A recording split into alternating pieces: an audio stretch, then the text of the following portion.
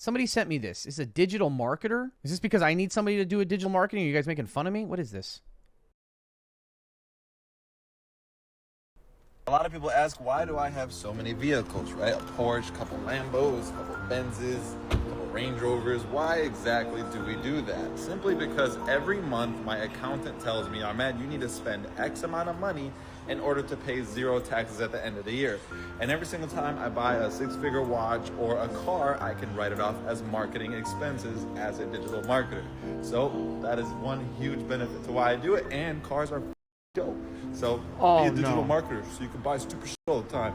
No, okay, hold on. First off, okay, we need to talk. All right, first off, this guy is parking this in a valet. There's no reason why he's on the second level all the way in the back. This guy's valeting the fucking car. He doesn't even own it. Okay, number one.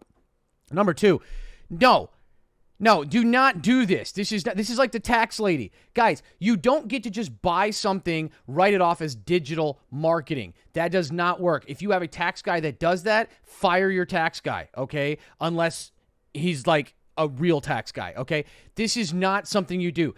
Taxable. That's not the same thing as tax exempt, because if you're... Hold on. What did you write on your letter to the IRS?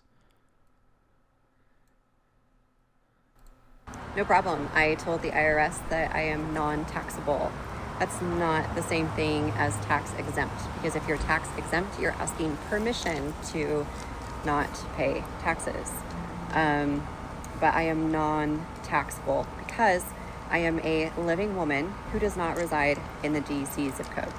I sent it as an affidavit, so I gave the IRS ample time to respond to me if they have any rebuttal at all. And if I do not get a response, then I assume that, I can continue living out my rights as a non-taxable living woman. I had my affidavit notarized and sent it certified mail. This was September 3rd of last year. I did not receive a response.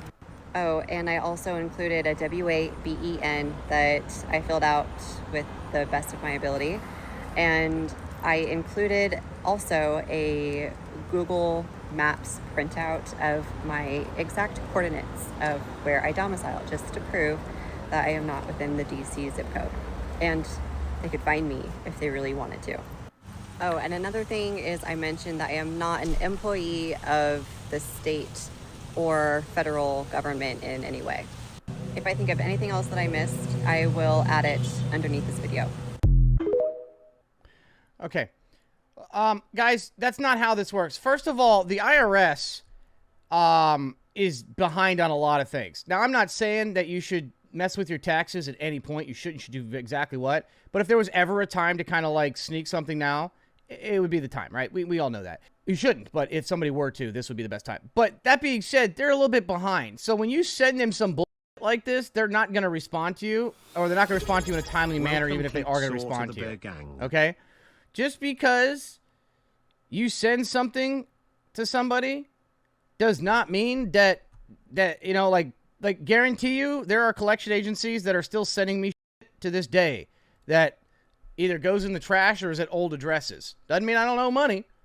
Just means I didn't respond. Okay? You don't get to just be like, I don't feel like paying taxes and this is why, and it works. Listen, I understand what sovereign citizens are, okay? I understand. And there's a lot of things that some of these people have that they're right about. The problem is that shit that they're not right about, they can't just be like, oh, this isn't worth the fight. They're like, no, we're going to fight it the same way. I am a non-taxable sovereign citizen, therefore okay? Taxes do not affect me. Now, IRS are there a lot of shit laws in the world, in America? Yes. Are there a lot of law enforcement agencies that don't even know the laws that they're enforcing or trying to enforce it? Yes. Are there things that are gray areas that we as people just decide not to do? Or we just decide to conform with because, it's easier and we don't want to face any repercussions? Sure. But you can't just call yourself, it's like you can't just drive with a vehicle and be like, I don't need a driver's license or insurance because according to the Constitution, there should be no restrictions on my movement. I have the freedom of movement. And we're like, you're right. But that was also written at a time where when you moved, it was either on a horse or on foot. Like it's a little different now when you have a 5,000 pound vehicle that can go 100 miles an hour. Like, I mean, sure, the laws haven't been updated, but you kind of have to be like, there are certain areas, and I'm a big believer in the Constitution, right? Like, I get that. America is an experiment. Like, when I hear people say, well, America's failing at this and failing at that, I'm like, yeah, but we're also the greatest experiment in human history, and it's been working out pretty well so far. So there's a lot of in between, a lot of gray area there, but you also have to think to yourself, like, you know what I mean? Like, and I'm not trying to get political here, but, you can't just be like, I call myself a non-taxable citizen. You called yourself a citizen. You've already fucked up your whole argument. If you are a true, sovereign person, you wouldn't call yourself a citizen. Not even a citizen of the planet. You would say, I am a being. I am an animal. I am a product of this planet. And then they would probably classify as you Native American and then take your land anyways. But the thing is, to take from this is that it don't work that way, okay? If y'all don't want to pay taxes, don't earn money, okay? The best hack, this is going to sound fucked up, but hear me out. The best hack is to not make money, do not pay taxes, and then apply for money that you don't pay taxes on that is paid to you via other people's taxes. If you could borrow $1 billion, 0% interest for 10 years, would you do it? No. Even though you could put it in treasuries and pay it off after the 10 years. You could lock in 10-year treasury right now, 10% or 5%. It's not worth it. I don't borrow money. There we go. Oh If you my could borrow fucking god. $1 billion. Oh my fucking god. Interest for 10 years, would you do it? No. Even though you could put it in treasuries and pay it off after the 10 years. You could lock in 10-year treasury right now, 10% or 5%. $1 billion, 0% interest, 10 years. Even if, this is so, oh my God. The reason that this is stupid is that $1 billion, 0% interest for 10 years, even if you never spent it, never invested it, never did anything, you could put that in your fucking bank account or put it somewhere, right, where it doesn't even make anything. Just having it there, giving it back, even with inflation, it doesn't matter. It's still $1 billion. There's no interest on it, okay? But what they're saying is would you take $1 billion tax-free and put it in U.S. government-backed treasuries? There is no risk unless the government collapses. Worst you can do, 5%. That's for 10 years. You're making $50 million per year in interest, and you get in 10 years, you give back the billion, but you've made $500 million in interest. Unless the United States government collapses, which then you wouldn't owe any money anyways because there's bigger problems anyways, you wouldn't do that. He's saying no, because I don't borrow money. I don't borrow. This is why I said sometimes people get so fucking down their own rabbit hole of I'm so right, I'm so good that I have to stick to it. This man is, the only reason he's not saying that is because he's already worth hundreds of millions of dollars. So it's easy for him to sit there and be like, no, I wouldn't do it. Yes, you fucking would. You just wouldn't say you would do it. Anybody would do it. Nobody's not going to do it. What do you, well, there's risk, there's inherent risk. There's no fucking inherent risk because it's backed by the government. It's from the government. Why lie? Why lie? Why lie? Why lie? Why lie? Why lie? Are you selling books or something? What is this program? Oh my God, there is a book behind the guy. That's a mother. You asked for it, and here it is. The most affordable home in San Antonio, Texas. Let's check it out.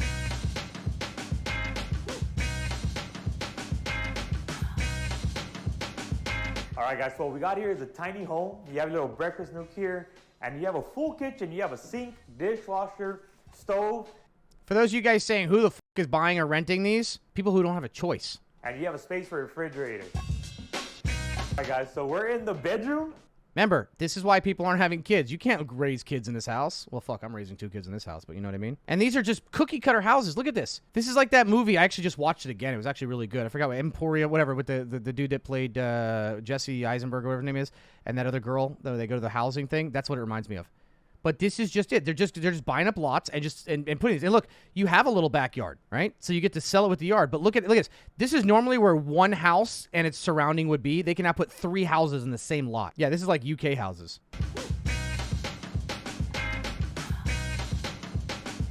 All right, guys, so what we got here is a tiny home. You have a little breakfast nook here, and you have a full kitchen. You have a sink, dishwasher, stove, and you have a space for a refrigerator. Alright guys, so we're in the bedroom. It's small, but it's affordable. There you go, once again. It's small, but it's affordable.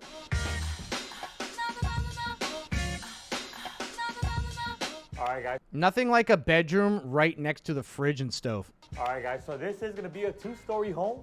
It's gonna be over 600 square feet, 2 full baths. This is gonna be a 2-story home. It's gonna be over 600 square feet, 2 full baths, and it's gonna have this loft area here. There you go. Look at that again. That's the neighborhood. And notice how the backyards we saw that look big were just in this little corner, and those are going to be double the price. Floodlands in San Antonio. This is your neighborhood. This is what you come home to. And notice how he showed the 2-story homes, but only 1, 2, 3, 4, 5, 6, 7, and these are 2-story. Or maybe that's 3-story. I don't know. Would you live here for $1,000 a month? If so, call me, text me, or message me. Remember, I'm Billy the Realtor, and I sell brand new homes.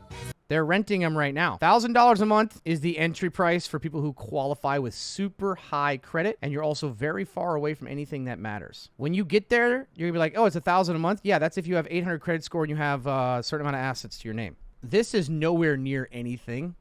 Okay, this is out in the swamplands of San Antonio. It's affordable, but it's gonna be difficult. Get people in these. Oh, by the way, your house is all under these giant power lines. I hope you're okay with that. Tumors are free.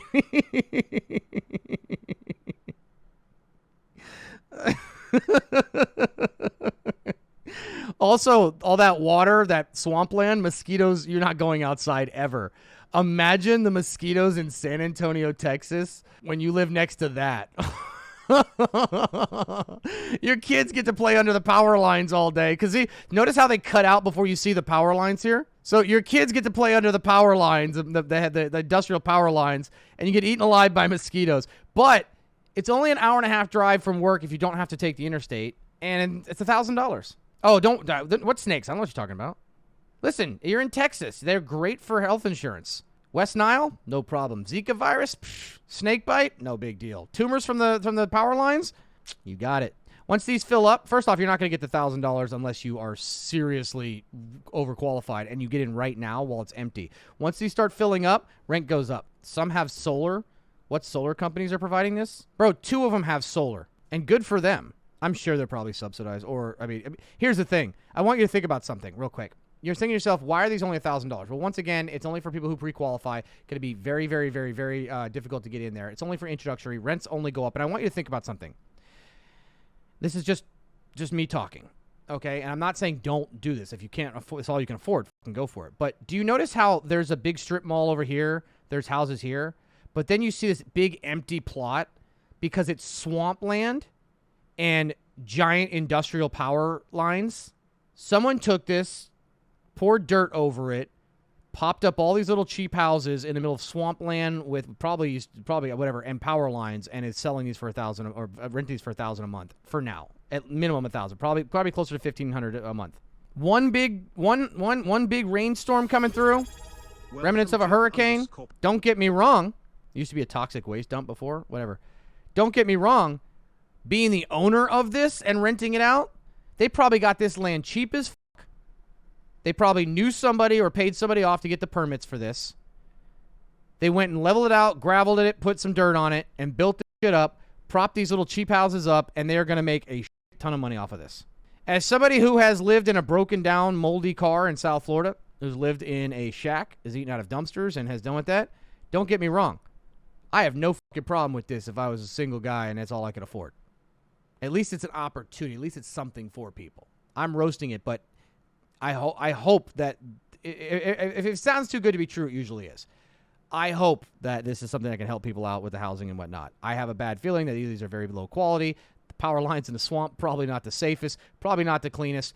And I doubt that $1,000 is what everybody's going to pay for it. It's either introductory or super high credit with good history. But either way, don't get me wrong. I'm happy that this is available for some people. But at the same time, I've been around the game long enough to know that if it seems too good to be true, it is. This one says interviewing for a job in 2023. I don't understand the context here, but let's see. Jason, how you doing? Terry Berry. I'm the CFO over here at Flub Analytics. I appreciate you taking time to hop into a Zoom meeting with me here today for the 8th step of this 22-step interview process. I know what you're thinking, Jason. Why the long, drawn-out process? The answer's simple. We don't respect your time. We don't. Okay. And we want to be diligent.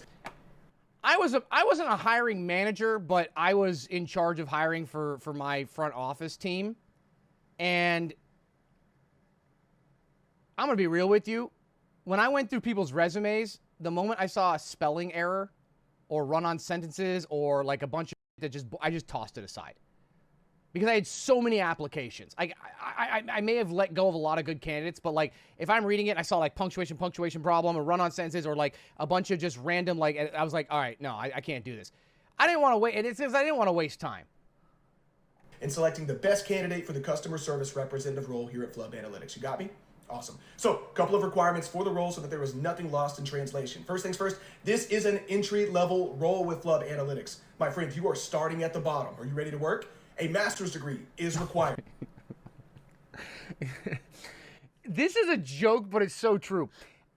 The thing is that when it's a employer's market, they will always go nuts with the requirements. But what I tell you guys all the time is don't let that stop you. Don't let that stop you.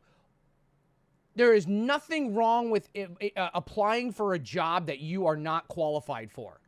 Because a few things. Number one, they're probably not going to find the qualified candidates that they want anyways. Number two, the interview, if you get that far, is the most important thing. Make an impression. And number three, I have gotten jobs in the past that I was underqualified for on paper, but I was able to do the job better than the people that were qualified because of different things other than what was on paper. Don't ever, ever, ever, ever not apply for something because you feel like, oh, well, they want a master's and I have a bachelor's, I'm not going to apply it. That apply anyways.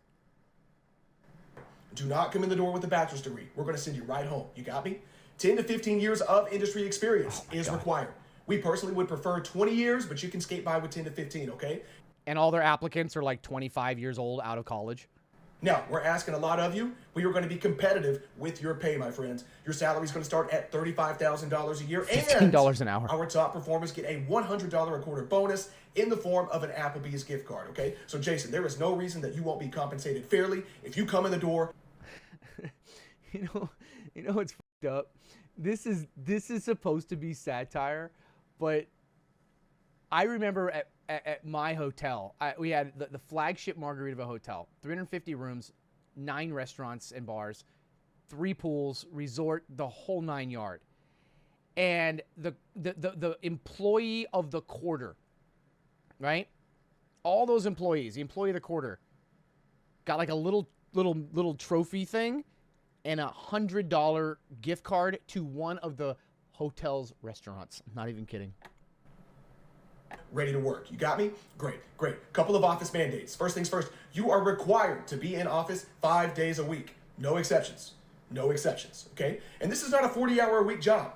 There's going to be early mornings. There's going to be late nights. If you're looking for a place to go and collect a paycheck, Jason, this is not the place for you. Take your butt to McDonald's. I do not care, okay? Awesome. Well, it was great meeting you. I'm going to look over your resume personally. Lisa's going to hop on and get you set up for the 9th step of the interview process. Thanks. Ciao.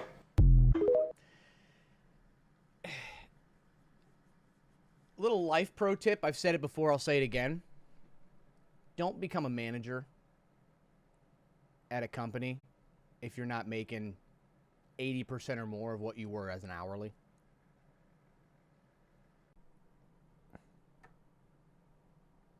You spent 5 years in prison for failing to pay child support for the defendant, Ms. Sears' son, Dylan. That's right. Mr. Manser, you are not Oh, God. his father.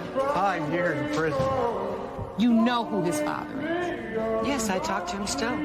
She should be convicted of some crime. No, I should not. I didn't. That is Mr. fraud. Manser.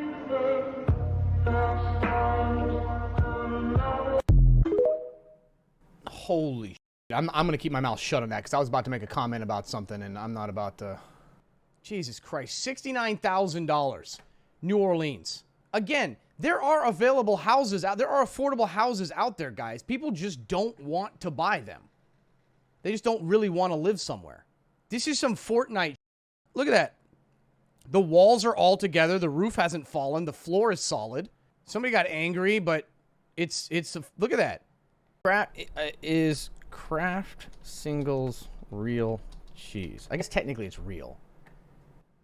Oh no! The FDA calls it pasteurized processed American cheese food. Ew. Oh no, wreck, dude. Oh, I love how you had to admit it was made from cheese and it's not real cheese. Oh no. Each Kraft American Seal contains less than 51% curds, which means it doesn't meet the FDA standard of cheese.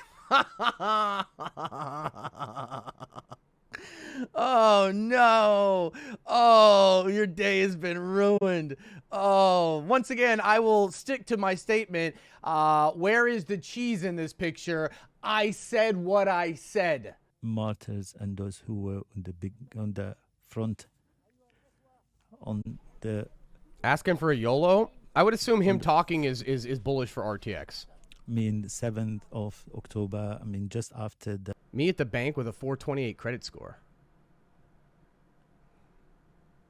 After the war, you can't give us some financial support. Okay, please give us a credit, and we will give you back money. After the war, you can't give us some financial support. Okay, please give us a credit, and we will give you back money. This is no. We need retitle this: Millennials at the bank trying to get a mortgage. You can't give us some financial support. Okay, please give us a credit, and we will give you back money after the war. 200 houses today, right? Yeah. Do I care if the prices dropped 20%? No, I don't, because I'm not planning on selling those. As long as I have tenants in place, as long as I'm getting cash flow, as long as I'm getting depreciation, I know over time they will always be worth more. Yeah. And that's the beautiful thing. And then once you have more, once you have a portfolio of 50 million, right, or 100 million, the market goes up 20% a year. Yeah. How much equity did you make? 20 million bucks. 100%. Right? No, you didn't. You haven't made until you sell, and you said you're never selling. So you didn't make $20 million, number one. And number two, why would I care if the housing market crashes 20%? I don't care. I'm not selling as long as I have tenants. Well, the reason you have tenants is because the market is so high. If the market falls by 20%, those people will no longer be tenants. They will be buying houses. What the... And then what can you do with that equity? Well, you can borrow up to 70%. So you can borrow 14 million against the new 20. Yeah. Borrow 14 million at 8%. What do you do with that 14 million? Spread it across more real estate to get more cash flow. And it's just this beautiful circle. I quit. I'm done. Putting your money in Bank of America, putting your money in Chase Bank, putting your money in all these banks, that's risky. Every fucking bank in the United States of America is insolvent right now. They cannot produce deposits on demand if they were asked to do it by 100% of their customers today. Couldn't do it. No shit, buddy. It's called fractional reserve banking. The only reason why it works is because everybody's not going to the bank at the same time to get their deposits out. No shit. Thank you?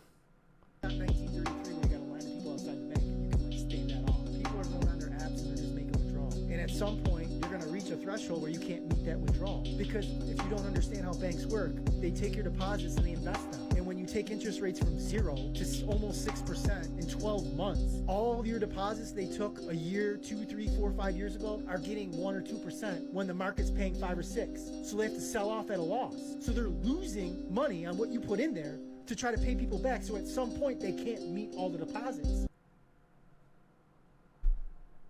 You cracked the code, my man. You did it. Round of applause, chat. He did it.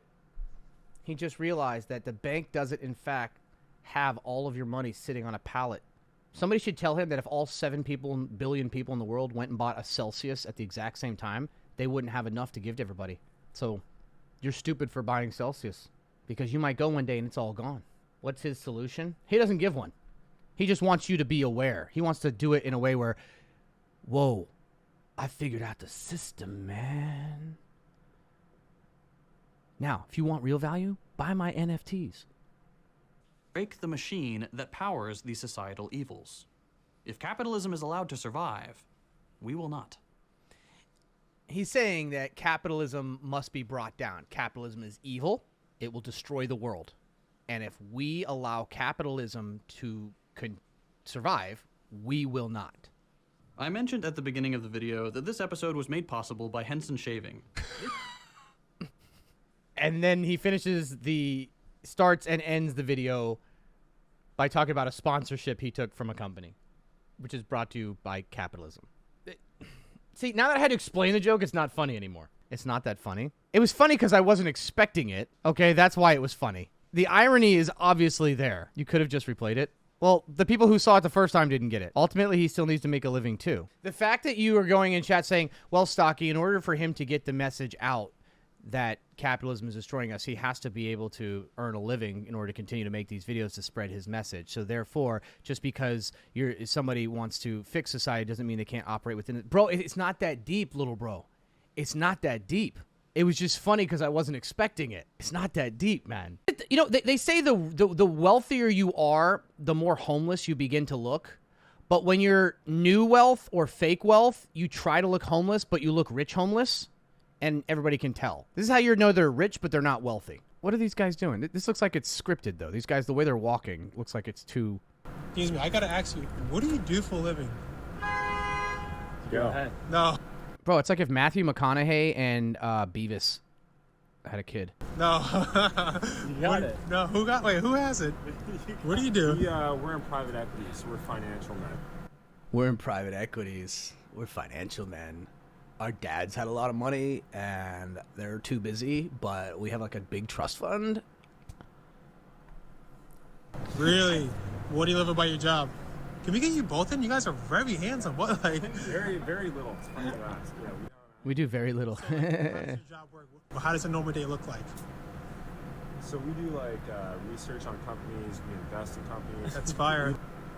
We do research on companies. We invest in companies. I do that. I do research on companies and I invest in companies. That's technically the truth. Like, we help the management team and like try to help the poor cause. That's fire. We help the management team and try to help the poor cause. And the other guy goes, that's fire. All right. First off, I'll never forget going to boot camp.